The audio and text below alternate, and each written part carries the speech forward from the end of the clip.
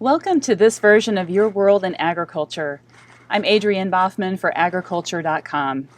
Today we're visiting with Sterling Liddell, Senior Vice President for Food and Agribusiness Research for RaboAgrifinance. Today we're going to be discussing the Black Sea region. Sterling, how are you?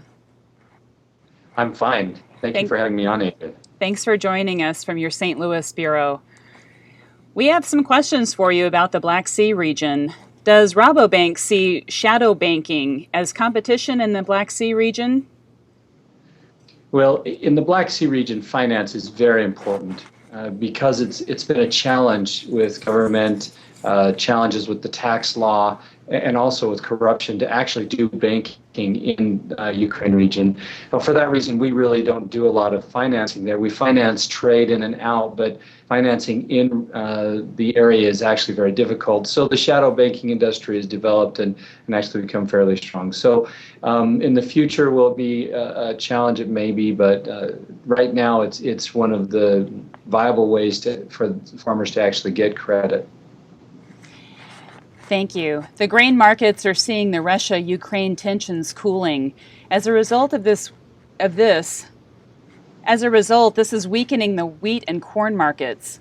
Is the market reading of this cooling of tensions reading that correctly, or are there other unreported factors with Ukraine's grain production, their exports, and farmer selling intentions that you can help explain for us? Maybe more important than the tensions for agriculture is the economy and what's happening within the economy in Ukraine. The main thing is that the local Ukraine currency has decreased by about 40% versus the dollar and versus other world currencies. And that's created a real challenge for farmers to finance and buy enough inputs to put this crop in. Now, the crop is going in. The question is how much nitrogen will be put on, how much of the other nutrients will be put on, and will we actually be able to get a good yield out of Ukraine this year? Okay. Well, we see the uncertainty there. You talk about the crop going in. There is a lot of talk on, we're hearing a lot of whispers that big investment money is shying away from that country. Does this ultimately hurt an already struggling Ukrainian economy? Do you see lowering demand and forcing more commodity exports out of Ukraine?